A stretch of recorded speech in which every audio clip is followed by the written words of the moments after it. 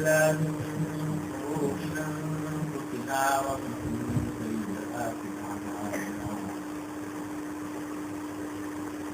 من يهده الله فلا مضل له ومن يضلله فلا هادي له وأشهد أن لا إله إلا الله وحده لا شريك له وأشهد أن سيدنا وسندنا ونبينا وحبيبنا ومولانا محمدا عبده ورسوله صلى الله تعالى عليه وعلى آله وبارك وسلم تسليما كثيرا أما بعد فأعوذ بالله من الشيطان الرجيم بسم الله الرحمن الرحيم إنما يخشى الله من عباده العلماء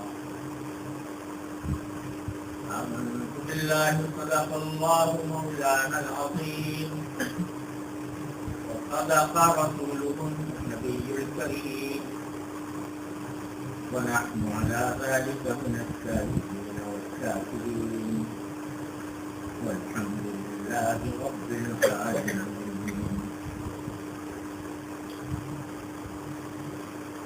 My dear brothers and sisters, Assalamu alaikum wa rahmatullahi ta'ala wa barakatuh. Wa alaikum assalam. It is really a great honor for myself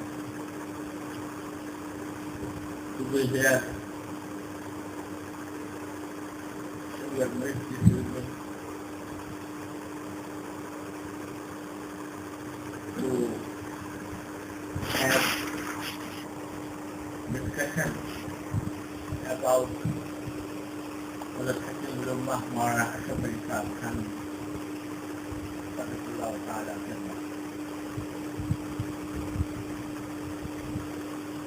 I am getting old and therefore I am always reluctant to undertake long journeys. But when my brother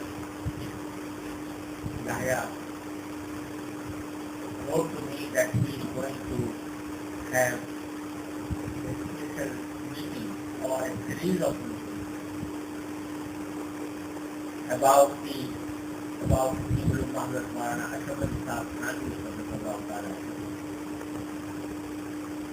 and his teaching and the work about the work, the formidable work he has done,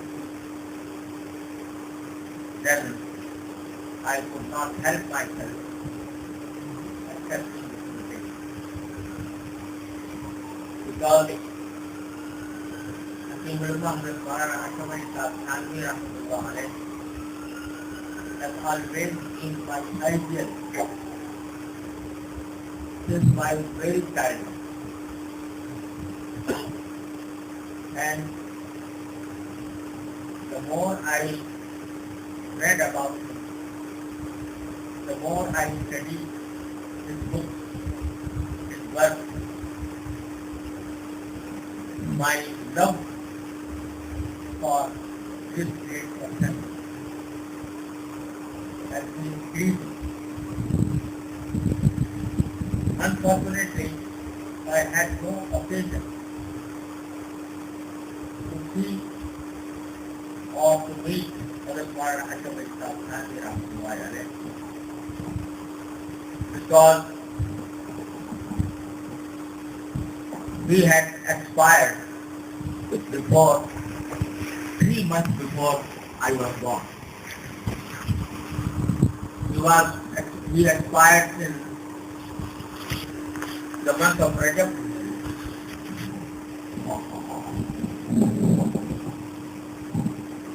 and I was born 3 months later.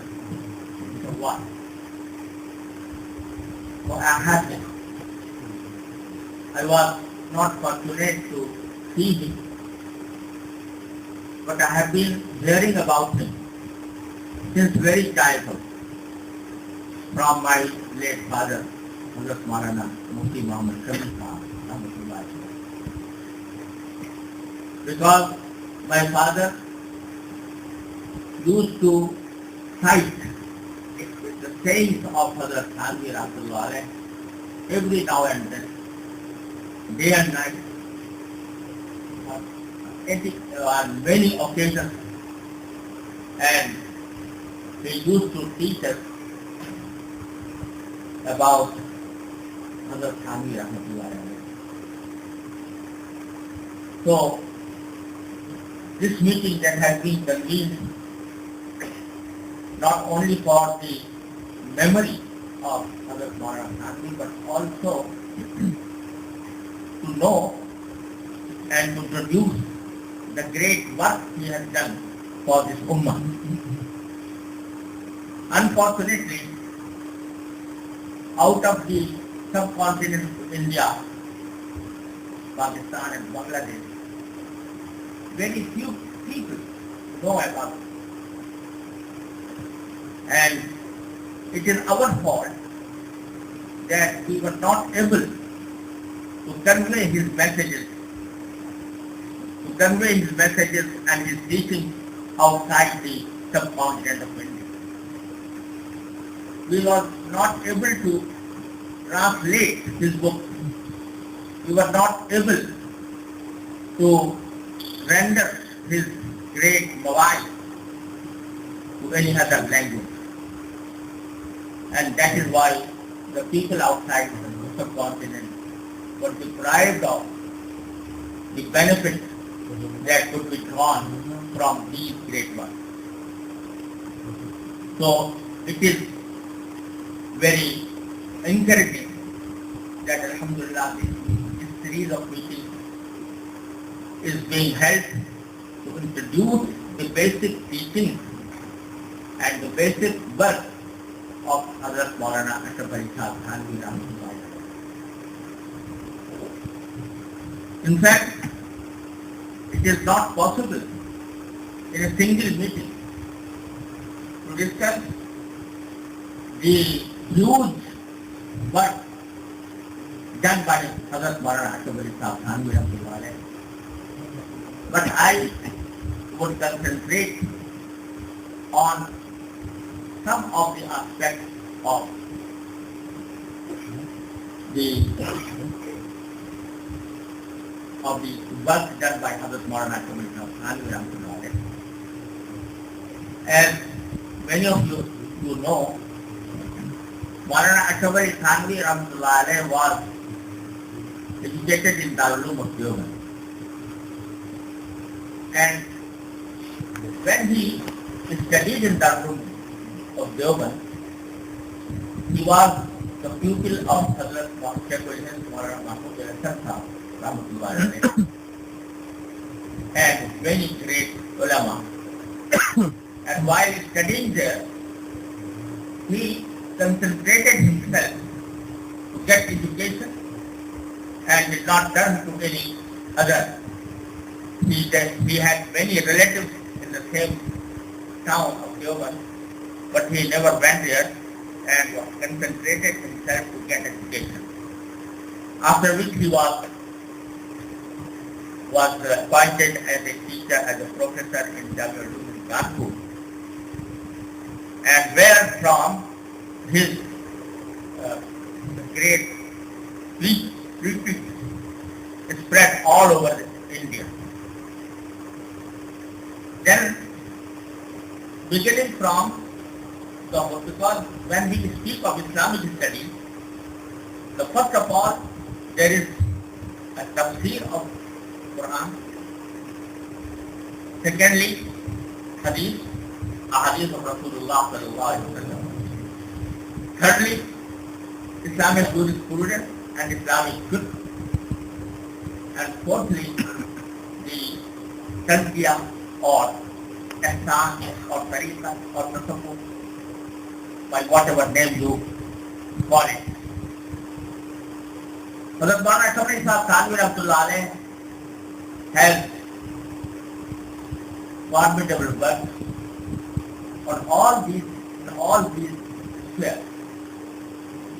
As for tafsir of the Quran, he adds the wonderful tafsir of Bayan al-Quran, although written in Urdu language, and sometimes it is presumed that being in Urdu, it addresses the needs of the common people. But I thought Hazrat Maulana Anwar Shah Sahab Kashmiri Rahmatullah Alayh, Allama Anwar Shah Kashmiri Rahmatullah Alayh, an ocean of knowledge, such a great person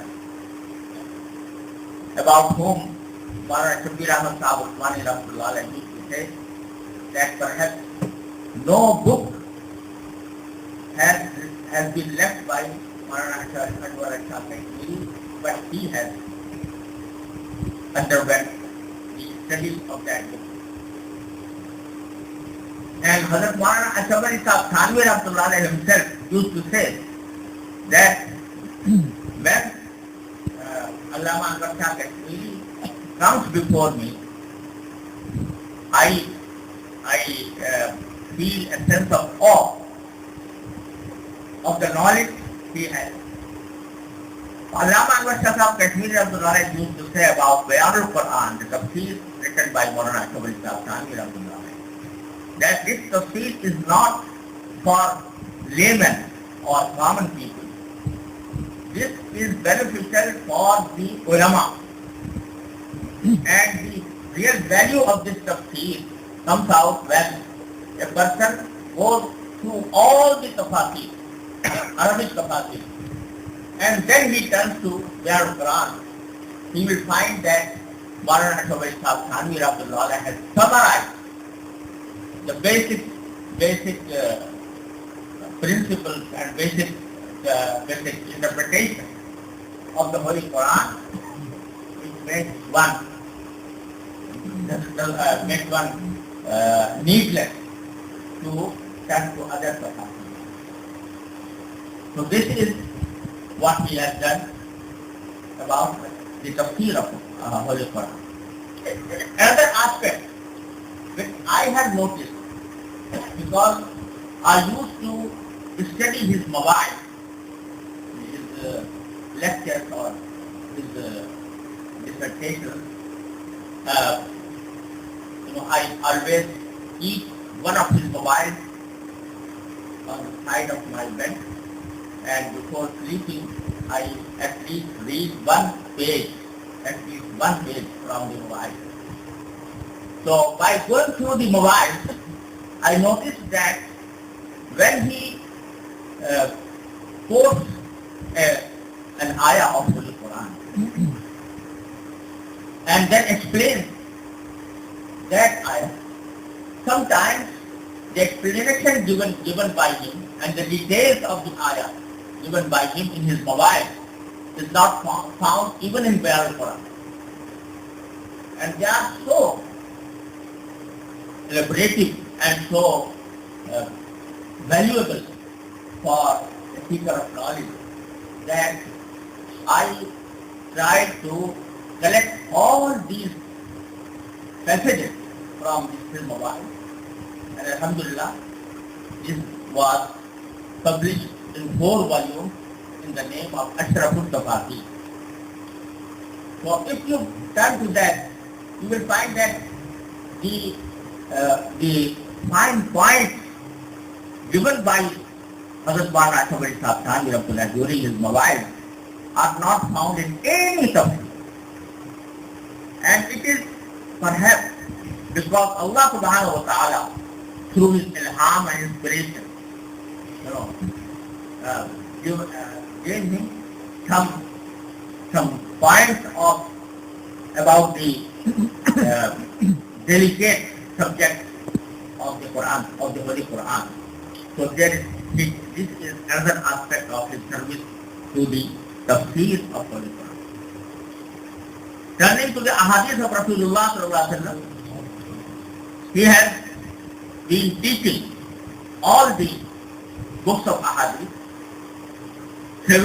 for several years in Jagarun, Kanpur, and then in Thanabavan also.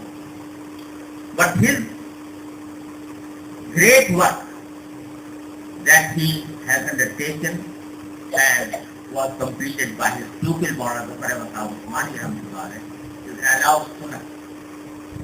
Allow Sunan, which has two introductions, detailed in the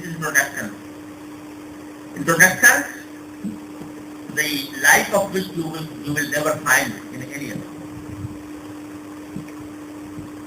Turning to the Islamic fiqh, he has been writing Fatawa and Imdadul Fatawa. Imdadul Fatawa is the collection of his Fatawa he has delivered throughout his life.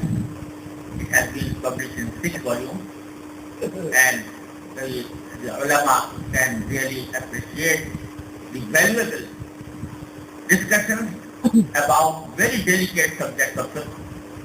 And Alhamdulillah, it has been a book of reference for all the muftis knowing Urdu speaking, or who know Urdu and can benefit from Urdu. Although it is also in Urdu, but it is of benefit for the ulama, for all ulama throughout the world. So these are some, basic works of Hazrat Maulana Thanwi about the ulum, the branches of knowledge that are called ulumul life. But the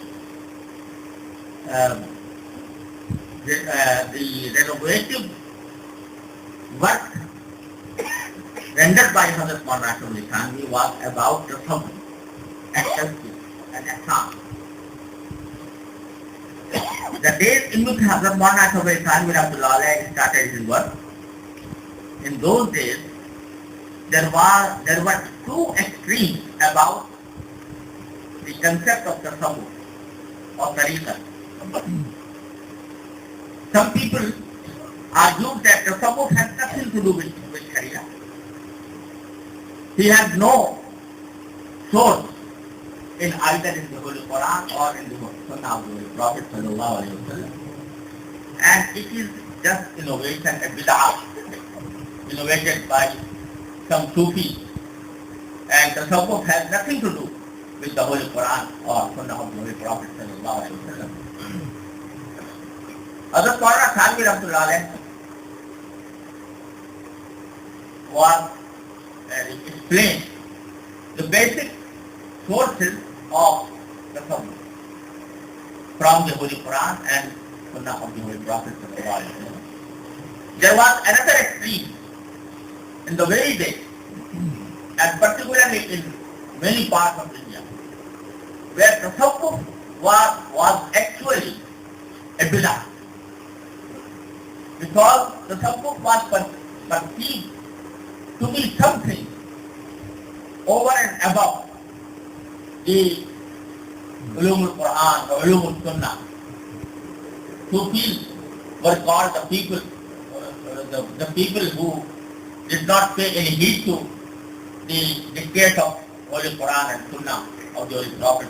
They just said that it is enough for a person to purify his heart, and this purification, for that purification, they adopted some ways that were quite against the dictates of Sharia. They have concentrated and they said that tasawwuf or tariqah is only some means or trust or ilham or karamat, etc. And this way they have totally distorted the basic concept of tasawwuf.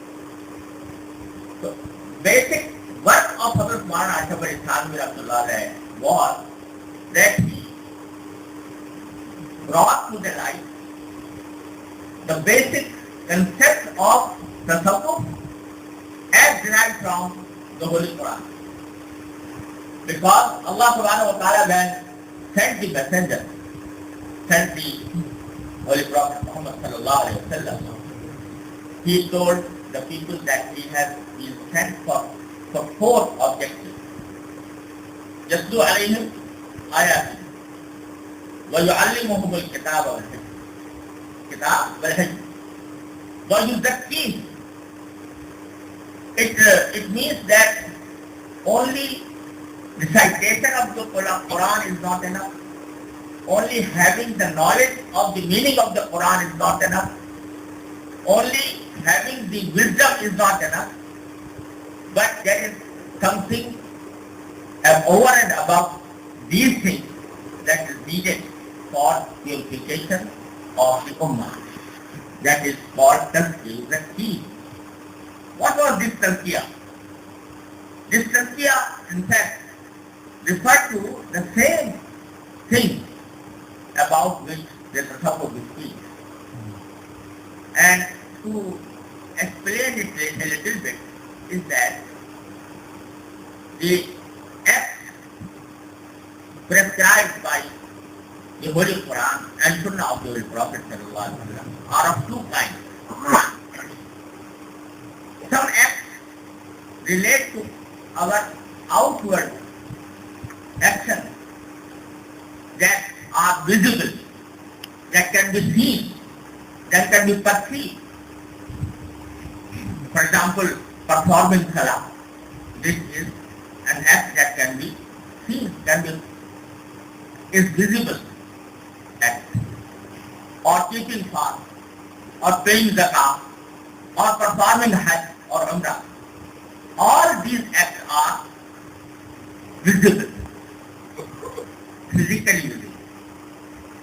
These are called al-a'mal al-zahira, outward acts. But at the same time, Allah subhanahu wa ta'ala in the Holy Quran has ordered us has prescribed for us certain acts that are not visible, that relate to our inward qualities. For example, Allah subhanahu wa ta'ala has commanded us to keep patience.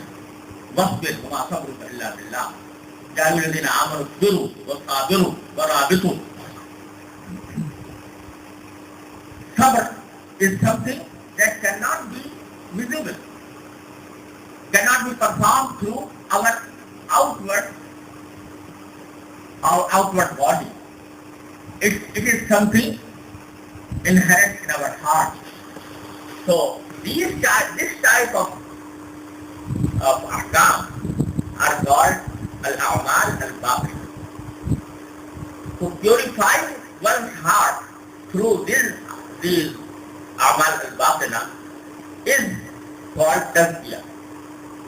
And this tazkiyah was done by Rasulullah sallallahu alaihi wasallam for the whole Sahaba. And Sahaba did it for their own pupils, tabi'in, and so on. So, the tasawwuf actually means to purify one's inner qualities, akhlaq. And it can be explained, to put it another way, we have in our body some organs, limbs, etc., some parts of the body. And the beauty of our body,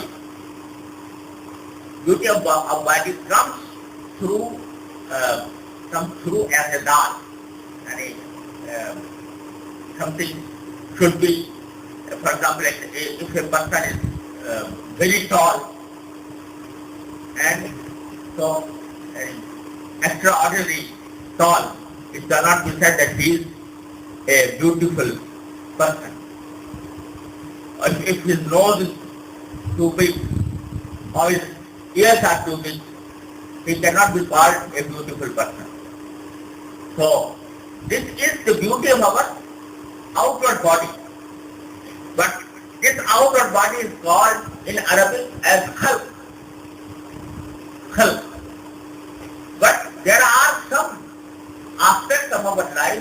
that are not visible, they are in our heart, which are called in Arabic as khuluq. The first part is khalq and the second part is khuluq. And the beauty of both these things is needed for a perfect person. Therefore, Rasulullah sallallahu alaihi wasallam has teached us that when you stand before a mirror and see your own face in the mirror, what should you say? Allahumma ahsanta khalqi fa ahsin khuluq. Allah, you have beautified my outward body. So therefore, may Allah, you make my inner qualities also beautiful. Ahsanta khalqi fa ahsin khuluq.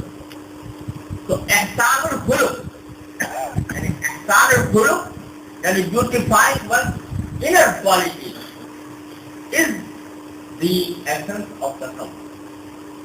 For example, if a person is arrogant, he has arrogance in his heart, his khuluq is not in i'tidal, his khuluq is not good. If a person has jealousy against others, hasad, so his inner quality is not good. His khuluq is not good. So Allah subhanahu wa ta'ala has prohibited for us to have liquor, to eat pork. In the same manner, Allah subhanahu wa ta'ala has prohibited for us to be jealous, to be arrogant, and to show off riyakari. All these qualities are prohibited. So tasawwuf means to purify one's inner qualities in a way in which he is totally obedient to Allah subhanahu wa ta'ala. He has neither arrogance, nor jealousy, nor riyakari. So he should have ikhlas, that is sincerity, when performing any act of virtue. And then he must be polite before others. He must have the sense that he should not be a cause of trouble for any other. All these inner qualities are the subject matter of the knowledge of the tasawwuf and tariqah. Hazrat Ashraf Thanwi through his book and through his writing and through his mobile has enlightened both aspects of the tasawwuf. He has refuted those who used to say that tasawwuf is something alien to Sharia, something foreign to Sharia, something against Sharia. And for that purpose, he has written the book Masail al-Suluk min Kalami Malik al-Qulub, in which he has inferred the Masail of Tasawwuf from the Holy Quran. And he has a tasarruf bima'rifati ahadith al-Tasawwuf, in which he has quoted those ahadith that enlighten us about the problems of tasawwuf. And I think this is the book that the translation of which has been launched and has been rendered in English by Yusuf Rango. So on the one hand, he proved that the tasawwuf is not something against Sharia or something over and above Sharia. It is a part of Sharia. It is a part of the teachings of the Holy Quran and Sunnah of Rasulullah sallallahu alaihi wasallam. On the other part, he, through his mawa'id and through his book and through his majalis, he explained how to achieve these inner qualities that are required by tasawwuf.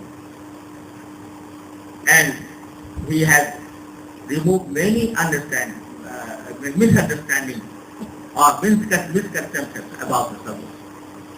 For example, he used to say that what is basic requirement of tasawwuf is that a person should not be a cause of any trouble to any other person.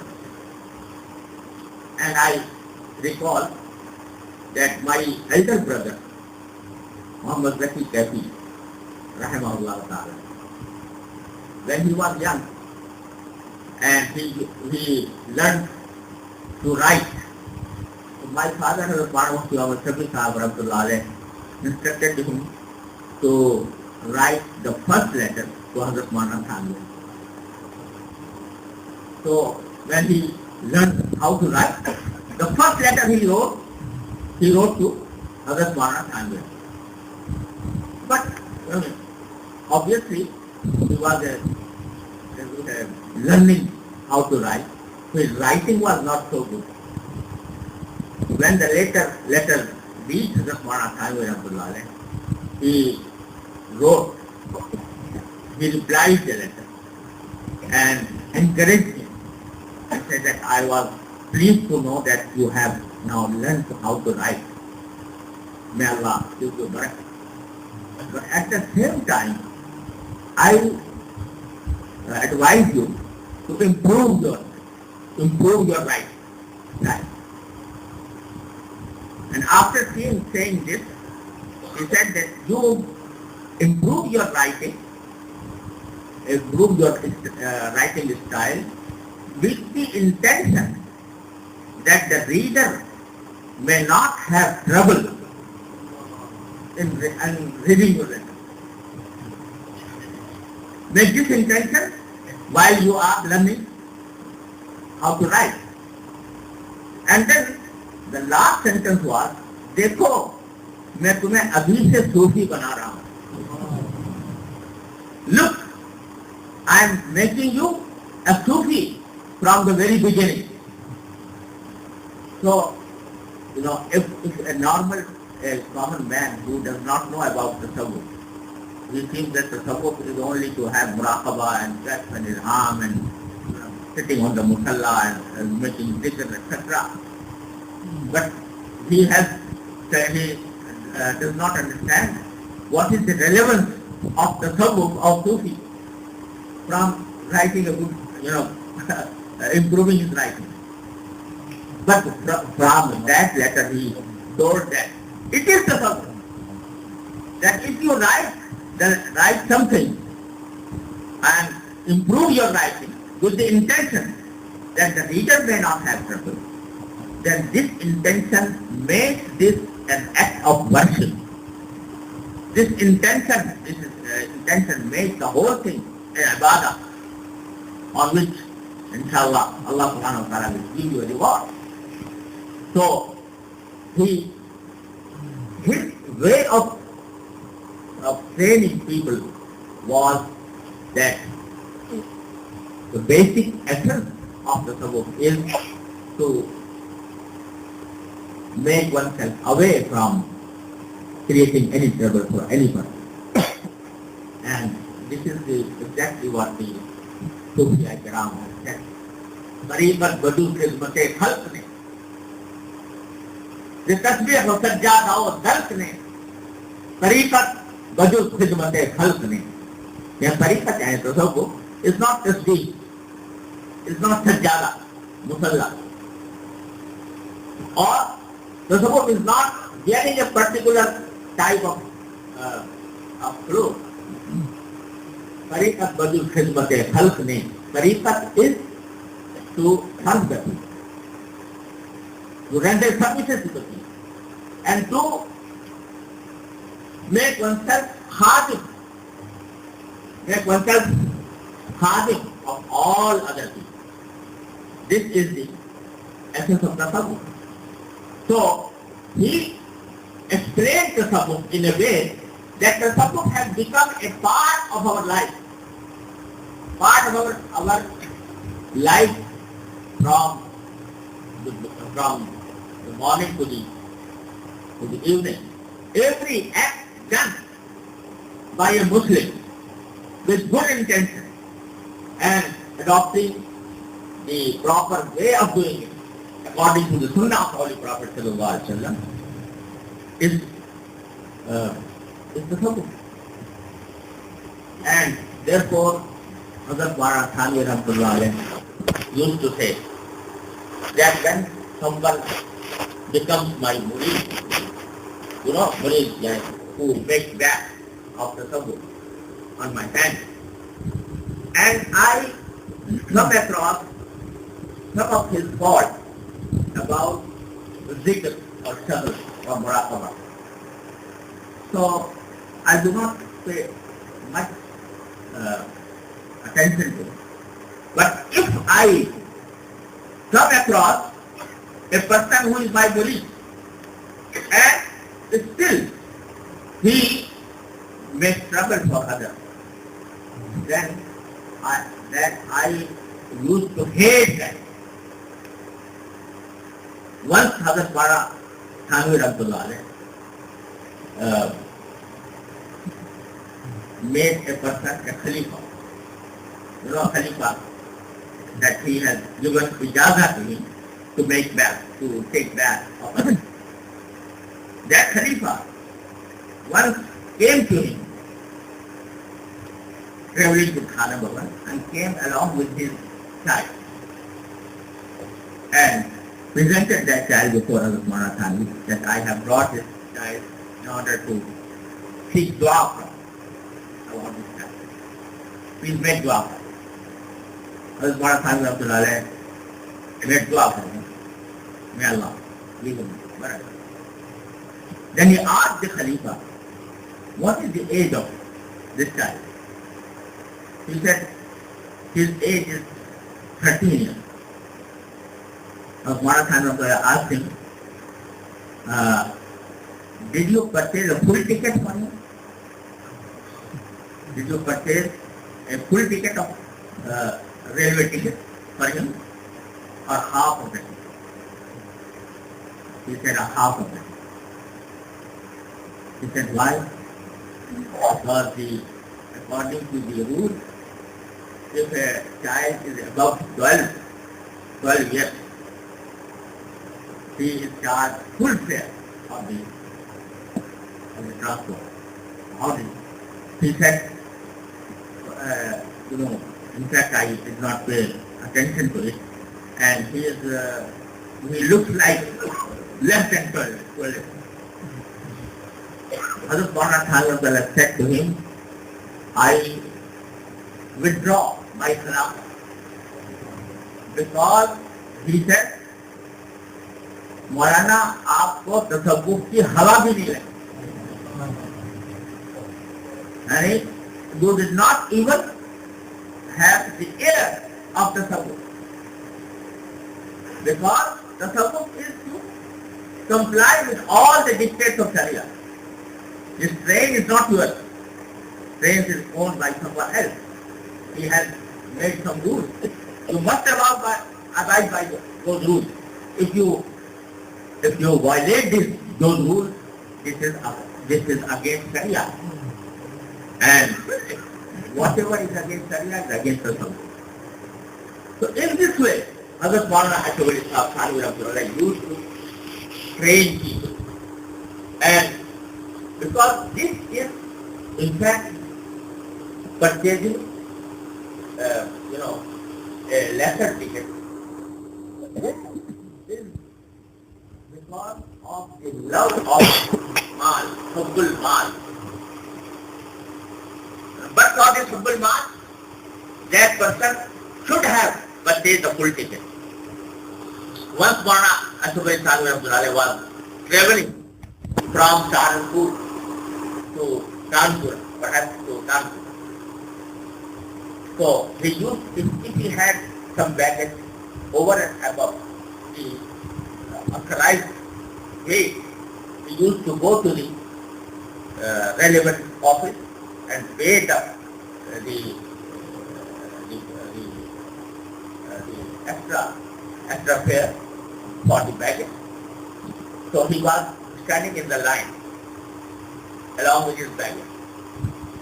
So a fellow, a railway officer, he used to be Hindu police officer, railway officer.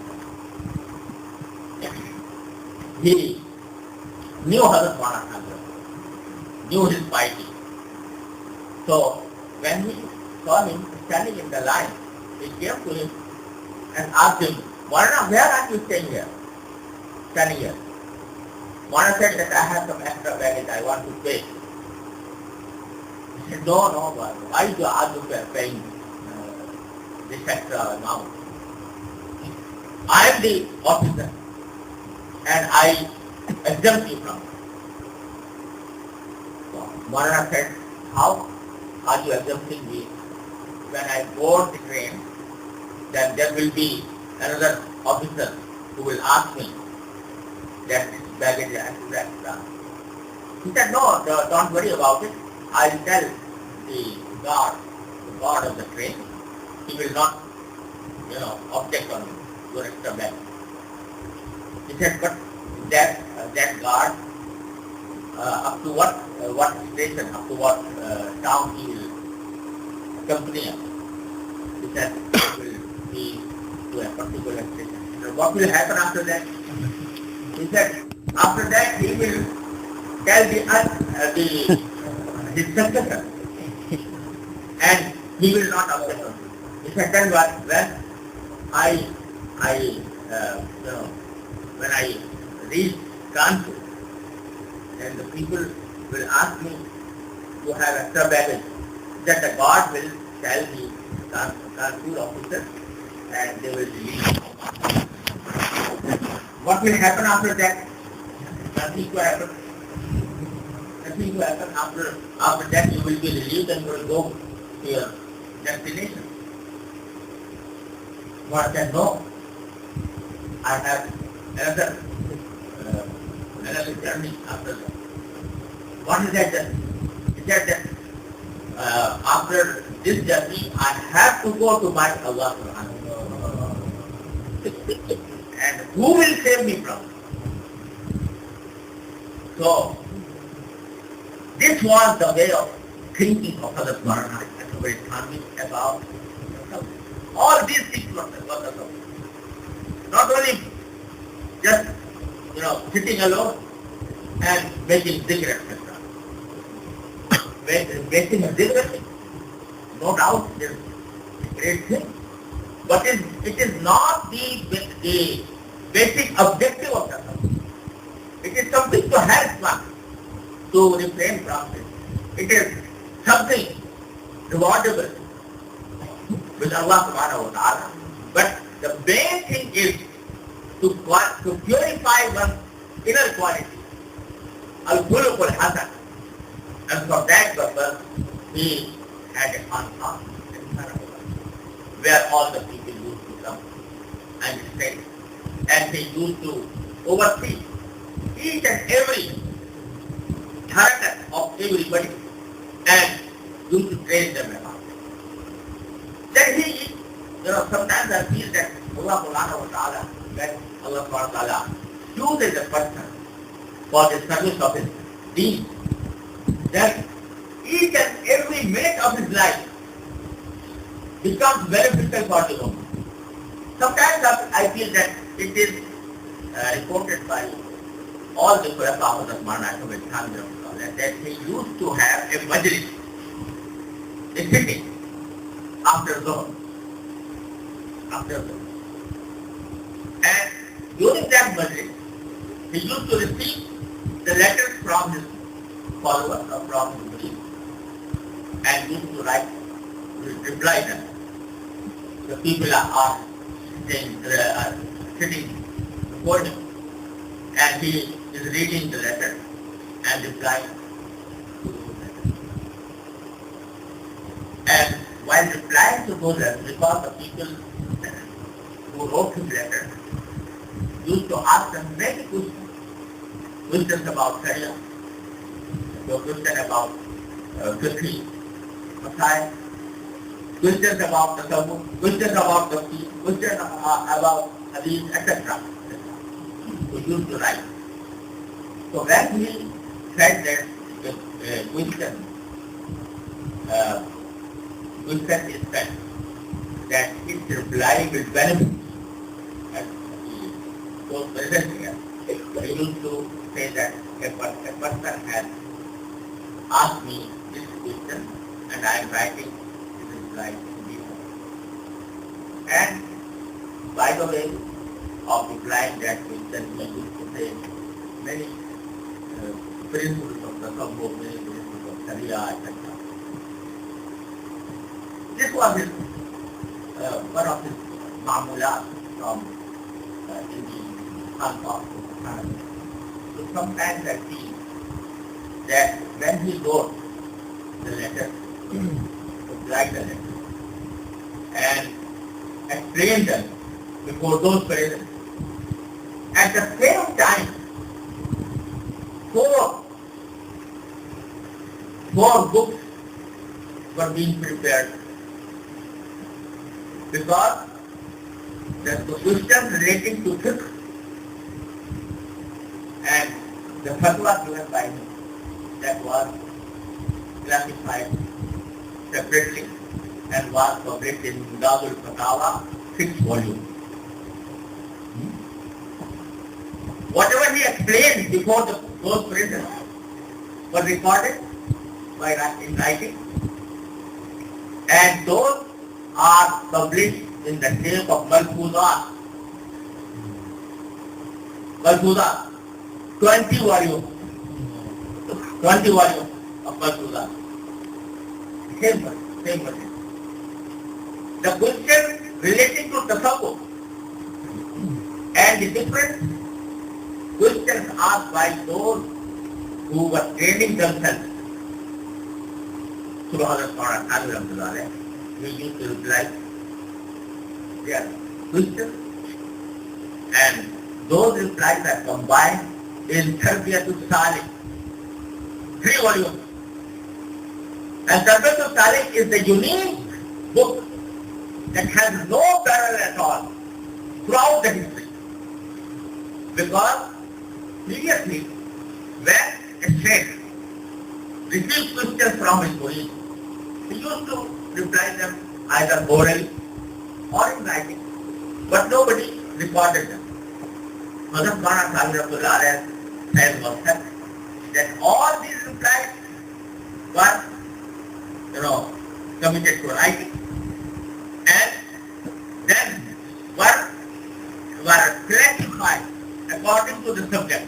For example, there is a chapter of Ikhlas, how to achieve Ikhlas, what is the meaning of Ikhlas, how to achieve it, what is against Ikhlas, what is not against Ikhlas. This is the chapter in Tarbiyatul Salih. Another chapter about, for example, shukr. Shukr is an act, is an inner quality, an act of ibadah. What is shukr and how to pay shukr to Allah subhanahu wa ta'ala? What is against shukr?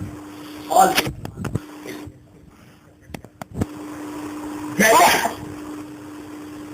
arrogance, riyakari. All these things have been classified, and the replies given by Hazrat Turath to his murids about those were collected in a single book that is called Tarbiyatul Salih.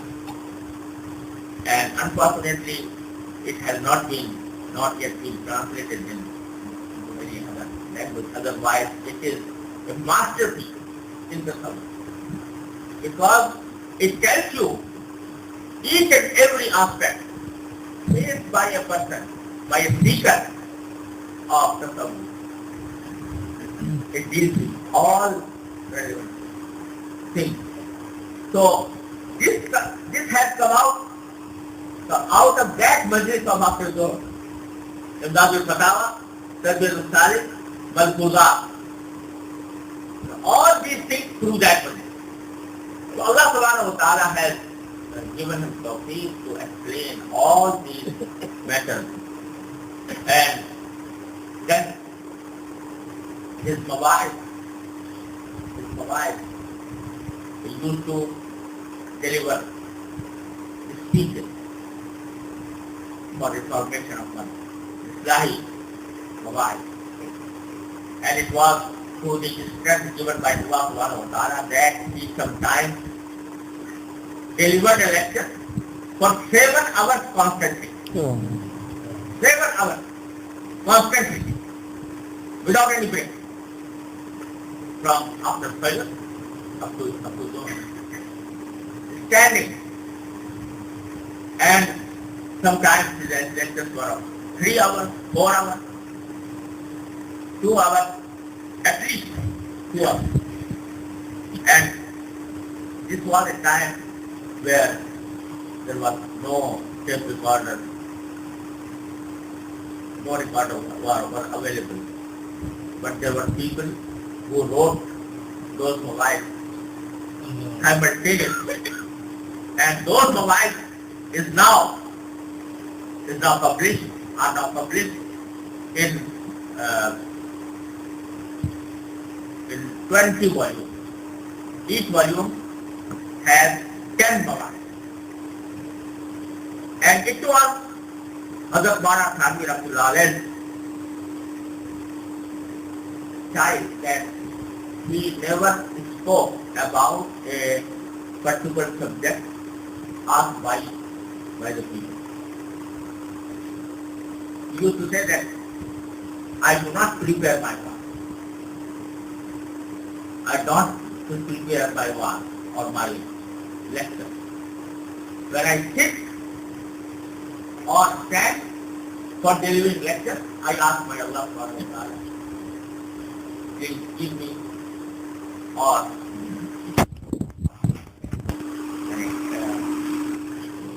give me coffee to say such things that may be beneficial for the audience. And then the flow of subject came and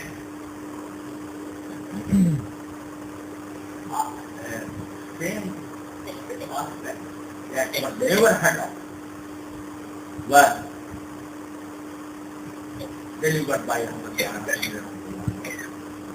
But at the same time he used to say that it is only Allah's will. It is only Allah's will. I have no knowledge. I have no piety. This is Allah's will that He puts in my heart those things that are beneficial for me. Once there was a big assembly, big person, and he was invited to deliver one.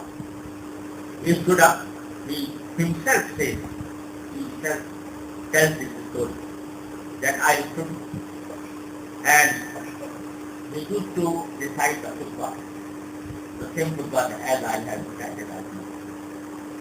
So he said that I recited the khutbah. And normally when I recited khutbah, ayah of Holy Quran used to come to my heart and I started explaining. But at that time, while reciting khutbah, no ayah came to my mind. Then an ayah, I recited an ayah of Holy Quran. And I was under the impression that I explained it.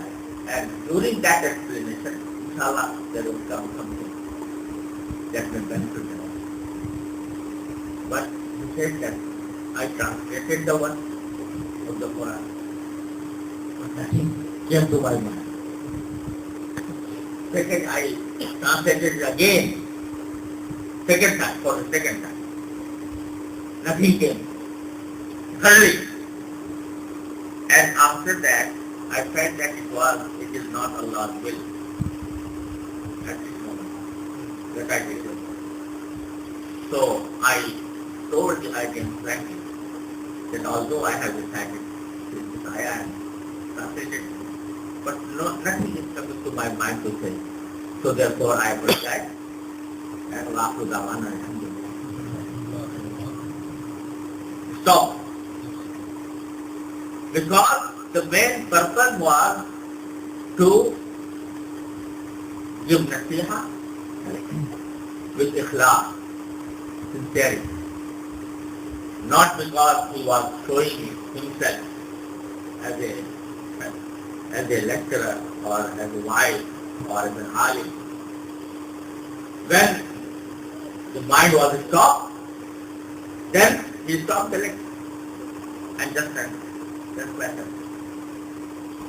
So this type of person, when he renders his service in Islam for the pleasure of Allah subhanahu wa ta'ala, not to show what himself as alim or as wise or as Sufi.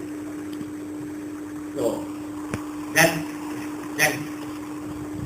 Allah subhanahu wa ta'ala bestows his mercy on him, bestows the ulum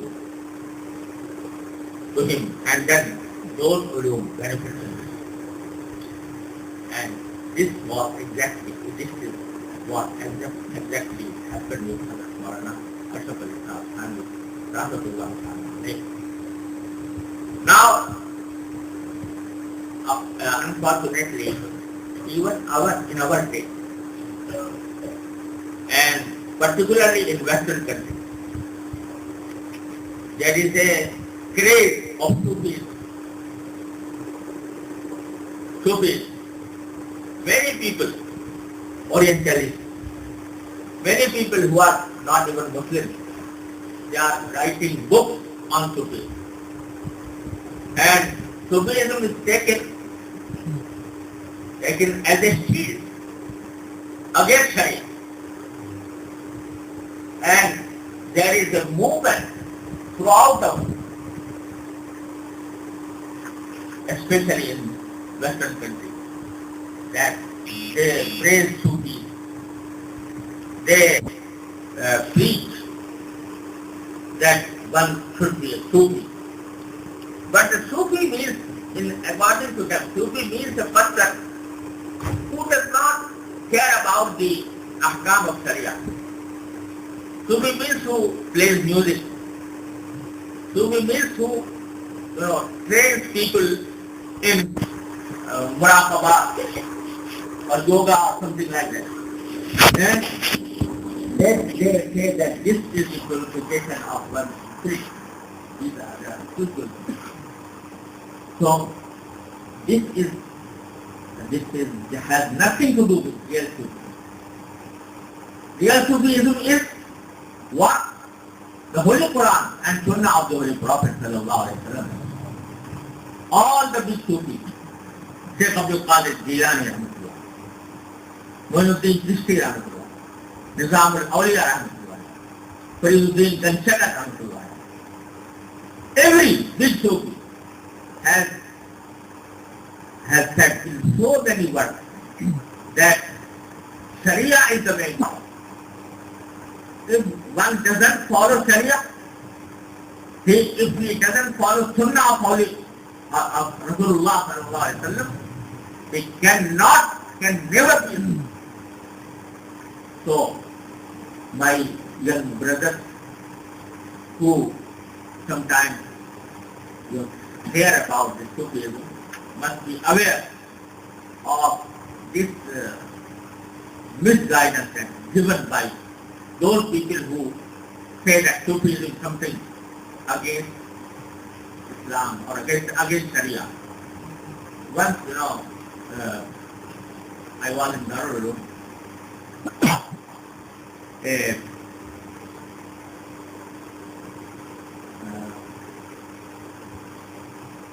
ambassador of a Western country visited Darul and used to visit. So we had a visit, we had seen what is being taught in Darul. Then after that, he said, Taqi, Mr. Taqi. In fact, although you are educating people in Islamism, that is your right of good, but to pay more attention to Sufism. And you must promote Sufism. So ask what kind of Sufism you do. He said, I said, at least there should be some music to be played. So these are some spiritual matters that should be undertaken, and the people and the students should be trained, because you have a very rich history in subcontinent. You have a very rich culture in Sindh, in Punjab, in Turath, etc. in India. And I have gone through all these cultures and found that while they are on a tomb of a big Sufi, they make qawwali, they make play music, and they dance. So this dance and this music, this is something to improve one's speech, and this is a spiritual thing that should pay attention to. Then I told him that perhaps you have studied Sufism by seeing these people dancing over the songs of the Sufis and playing music, or perhaps you have studied some Western books of Sufis. But let me tell you what Sufism is. Then I explained to him. So he was wondering. He said, oh, I thought quite opposite of this. I thought that this Sufism is something spiritual and it has nothing to do with the outer act of it.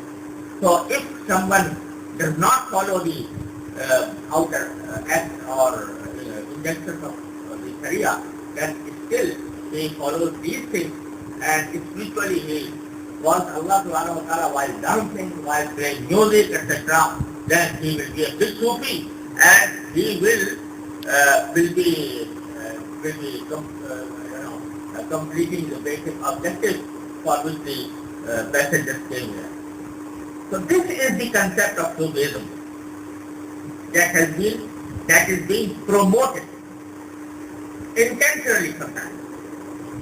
And in order to avoid the injunctions of Islam, so my young brothers present here should be very careful and should be aware of this movement that is going on. If they study Thanwi, they will find the true essence of the Sabbath inshallah. But I would advise them that if they read the books of Thanwi, because Thanwi has an academic style, so therefore they should read it with the help of a sheikh, so that they may fully understand what is meant by Hazrat. With these few words, I pray Allah subhanahu wa ta'ala that He may give us guidance and make us understand the true spirit of Islam, the spirit of the Ahkam of Sharia, and the spirit of the Sabbath and Tariqah. Wa akhiru da'wana alhamdulillah.